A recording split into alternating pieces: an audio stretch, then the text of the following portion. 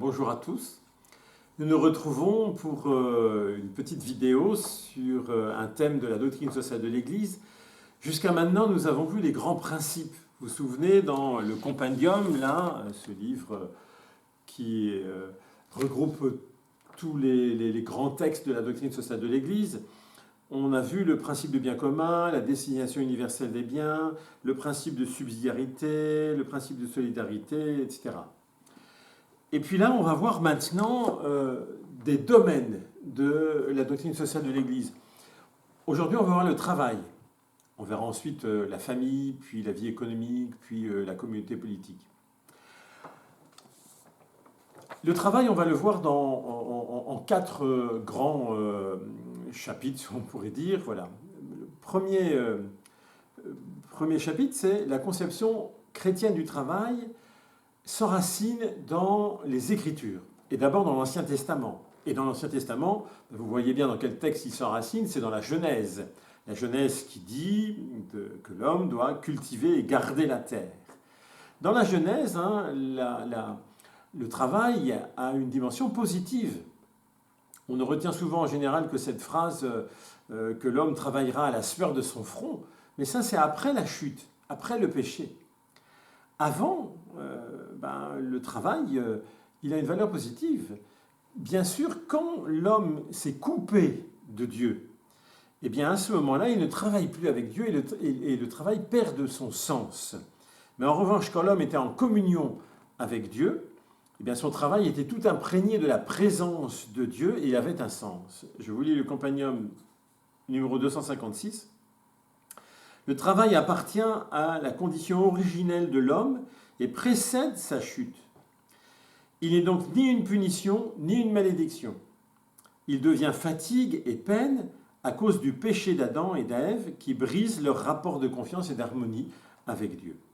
Donc vous voyez, dans cette vision positive du travail, il y a une collaboration entre Dieu créateur et l'homme co-créateur, entre l'énergie incréée de Dieu, qui est l'Esprit Saint, et l'énergie créée de l'homme, qui est sa volonté. Dans le travail, il y a une synergie entre Dieu et l'homme. Mais ça va encore plus loin, le travail n'est pas seulement une collaboration à l'œuvre de création, il est aussi une collaboration à l'œuvre de rédemption. Et c'est le Compendium 263 qui dit ceci. Celui qui supporte la fatigue pénible du travail en union avec Jésus coopère en un certain sens avec le Fils de Dieu à son œuvre rédemptrice et témoigne qu'il est disciple du Christ en portant la croix chaque jour dans l'activité qu'il est appelé à accomplir. Un exemple qui, j'allais dire, est grossissant, avec une loupe grossissante, c'est l'exemple du père Walter Cizek. Je ne sais pas si vous connaissez ce jésuite qui a passé 20 ans au goulag. D'ailleurs, un de ses livres s'appelle « Avec Dieu au goulag ». Il raconte que son travail au goulag consistait à casser des cailloux. Travail totalement dégradant, totalement humiliant, totalement inutile et insensé puisqu'il ne savait rien. Et pourtant, disait-il, il s'épanouissait dans ce travail. Pourquoi ? Parce qu'il vivait ce travail en union avec le Christ. Il unissait sa volonté à la volonté du Christ et il disait, en faisant ce travail, je fais la volonté du Seigneur.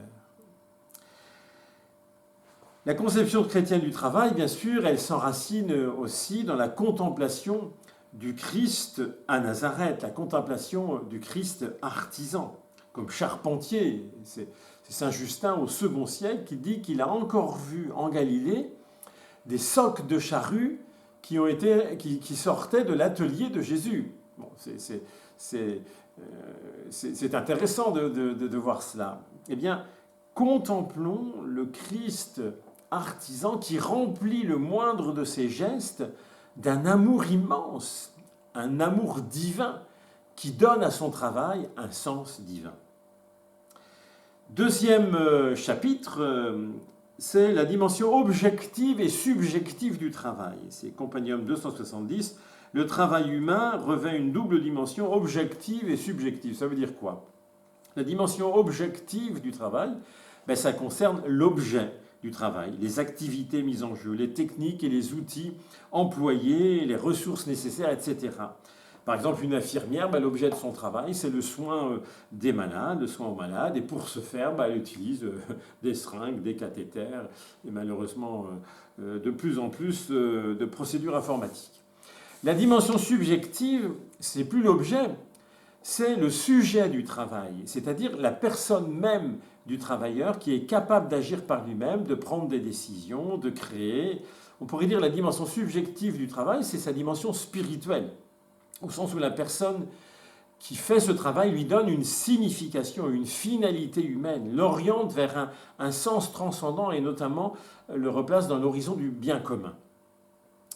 Compendium 271, la subjectivité confère au travail sa dignité particulière qui empêche de le considérer comme une simple marchandise ou comme un élément impersonnel de l'organisation productive. Par exemple, on peut très bien travailler très consciencieusement tous les jours en faisant un travail où l'on met tout son cœur, mais sans connaître la finalité dernière de ce travail. Par exemple, je peux appliquer des normes, mais sans connaître l'enjeu réel de ces normes, eh bien, il manque quand même une grande partie de la dimension subjective du travail. Je continue le Compendium 271. Toute forme de matérialisme et d'économisme qui tenterait de réduire le travailleur à un simple instrument de production, à une simple force travail, à une valeur exclusivement matérielle, finirait par dénaturer irrémédiablement l'essence du travail en le privant de sa finalité la plus noble et la plus profondément humaine. La personne est la mesure de la dignité du travail.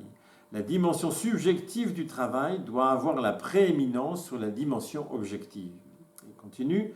Indépendamment de son contenu objectif, le travail doit être orienté vers le sujet qui l'accomplit, car le but du travail, n'importe quel travail, honore toujours l'homme. Le travail est pour l'homme et non l'homme pour le travail. Vous connaissez bien sûr ce que dit Jésus, le Shabbat est pour l'homme et non l'homme pour le Shabbat. Mais là, on le dit aussi du travail. Le travail est pour l'homme et non l'homme pour le travail. Il serait donc radicalement faux de voir, le but du travail, de tout travail exécuté par l'homme, fût-ce le plus humble service, le travail le plus monotone, reste toujours l'homme lui-même. Troisième chapitre, les rapports entre le travail et le capital. Compendium 277, le travail a une priorité intrinsèque par rapport au capital. Donc, voilà qui est posé d'emblée. Et en même temps, il doit y avoir une complémentarité entre le travail et le capital. Il ne peut y avoir de capital sans travail, ni de travail sans capital. Il serait donc radicalement faux de voir soit dans le seul capital, soit dans le seul travail, la cause unique de tout ce que produit leur effort combiné. Vous voyez, d'une certaine manière, c'est remettre peut-être dos à dos capitalisme et socialisme. La doctrine sociale de l'Église, vous voyez, n'est pas en train de justifier le capitalisme en tant que doctrine économique. Elle dit seulement que le capital en soi n'est pas mauvais, s'il est conjugué avec le travail et si celui-ci garde une priorité par rapport au capital. Et le numéro 281 est d'ailleurs très intéressant parce qu'il prône la participation des travailleurs au capital de l'entreprise. Vous savez que c'est ce que le général de Gaulle voulait instaurer en France et qu'on lui a mis des bâtons dans les roues et qu'ensuite il est parti de la présidence et donc il n'a pas pu mettre cela en place. Mais il la pensait comme une troisième voie justement entre le capitalisme et le socialisme. Mais cette notion de participation des travailleurs au capital de l'entreprise, il la tenait en grande partie de la doctrine sociale de l'Église qui l'inspirait.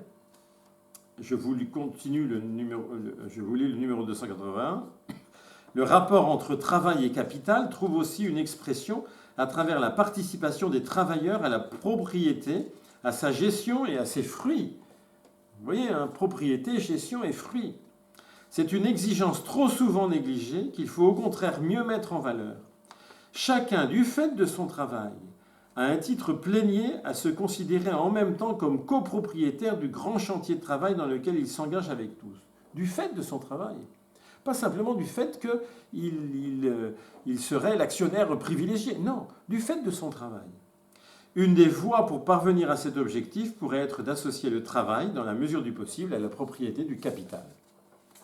Quatrième chapitre, le repos et les jours fériés. Compendium 258, le sommet de l'enseignement biblique sur le travail et le commandement du repos sabbatique. C'est un peu paradoxal. Le sommet de l'enseignement sur le travail, c'est le repos.